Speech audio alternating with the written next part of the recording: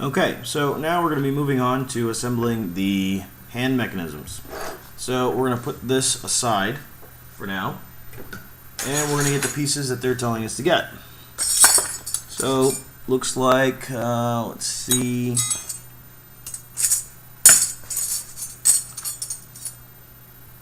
what pieces do we have to get here? It's a little confusing,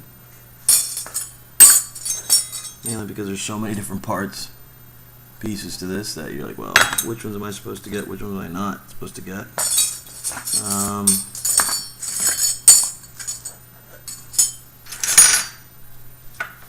Okay. For some reason I think we have to get those, even though they're different from the picture. They're the only things that actually closely resemble that, minus, the picture actually has holes here and here. Let me just make sure before I move forward. Yep, nothing else has that. And we're going to need to get these. So if you notice here.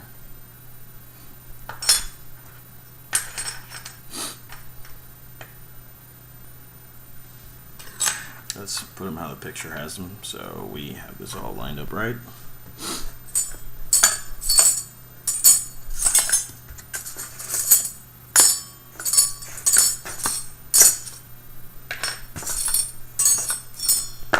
Check. So yeah, looks like we're good.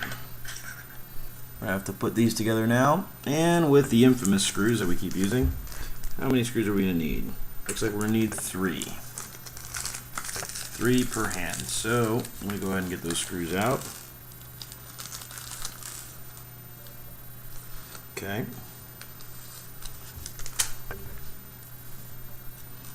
And they actually get screwed in at the palm of the hand.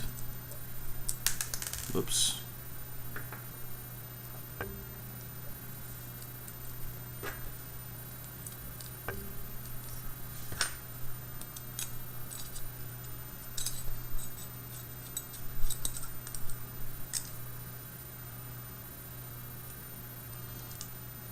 Okay, I'm not going to put that screw in too tight just yet, because I want to make sure that I've lined up these holes right and these screws fit in nicely. I'll go back and do one more pass on these.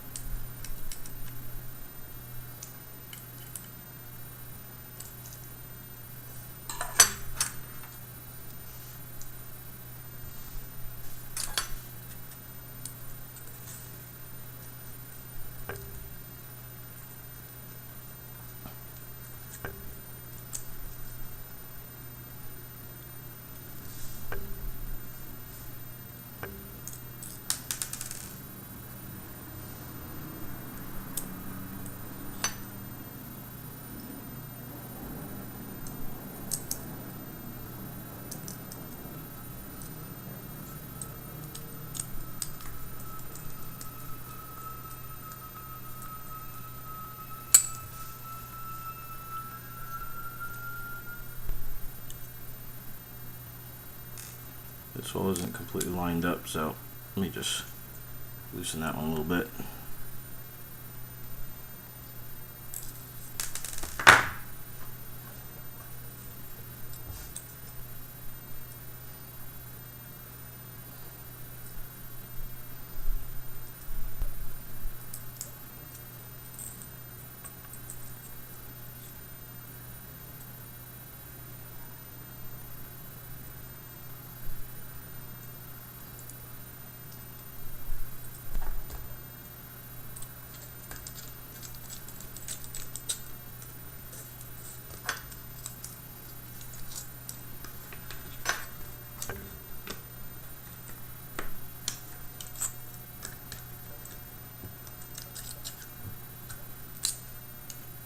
So I'm just going to make sure these are all nice and tight. Tight. I think these are tight. Just one quick turn just to make sure. There we go. Now we have the hands, is what it looks like.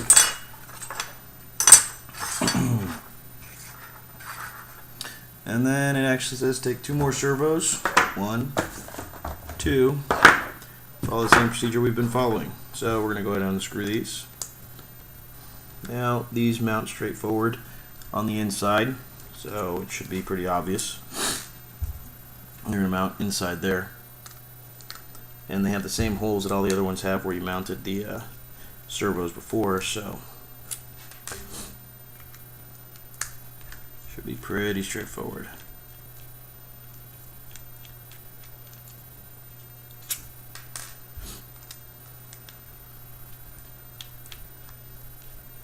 Make sure to hold on to this plastic piece because it does come off pretty easily.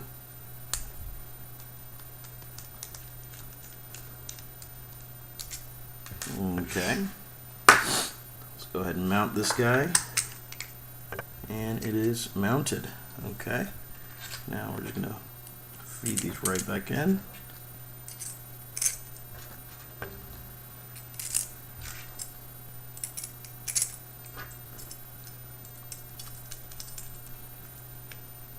And screw them in diagonally.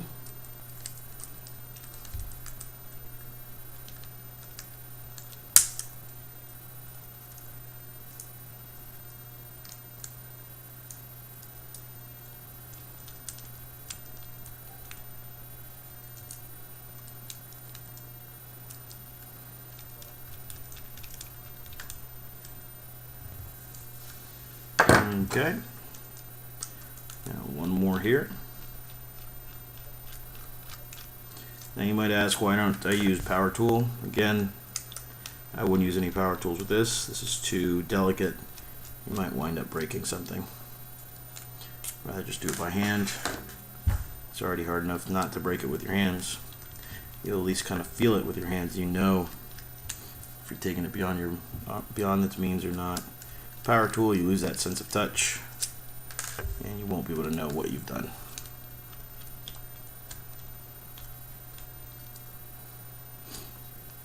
Remember, I told you when you start this kit, get ready to do a lot of screwing in, and sure enough, that's what we're doing. Doing quite a bit. Haven't been too far off the beaten path with that 4 screws per servo, plus more. So far, we've been doing quite a bit more than that. Actually, I think it's doubled because the servos have 2 screws, 4 screws to mount. 1 screw on each side to mount the horns, and then the horns take 4 screws each to mount onto the chassis. So you're looking at what is that? 4, 4, 10 screws per servo, essentially. Now the next step is, it says to go ahead and take the we're going to take these horns here, the metal ones, and those get mounted just like they normally would. Just kind of turn it around till you feel it sink in with its teeth. The nice thing about these is that they're metal. These are metal, and the actual servo head itself is metal, which is good. It's going to be hard to break it. Typically when you get a servo, everything's made of plastic and you break it easily. In this case, the actual turning part is metal. I think it would have to be for this type of kit, actually.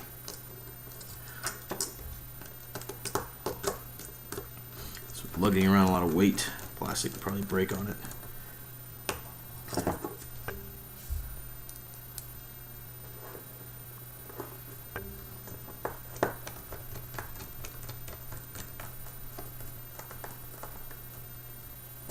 So you can kind of see the progress here. These are our hands. They're going to move around as such. Now we're going to flip them over, so we're going to mount the plastic horns onto the back.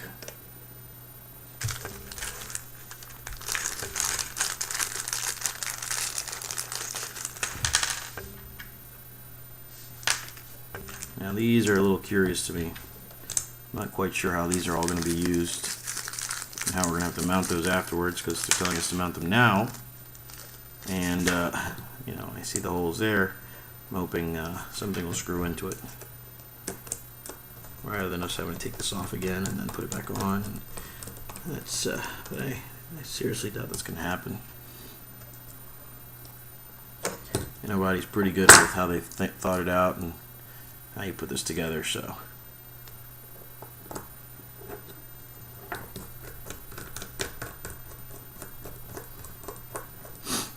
Alright, so hand mechanisms on page, what page was this? On page 13 have been completed. This looks like the wrist. This is the hand with the thumb, horns on either side. Okay, so we've assembled 2 of those. Now it looks like there's more to it than I thought. So it looks now we're probably going to be constructing the rest of the arm. So this is the wrist / forearm, and we're going to be building the other part of the forearm or bicep. So I'm going to put these aside for a second.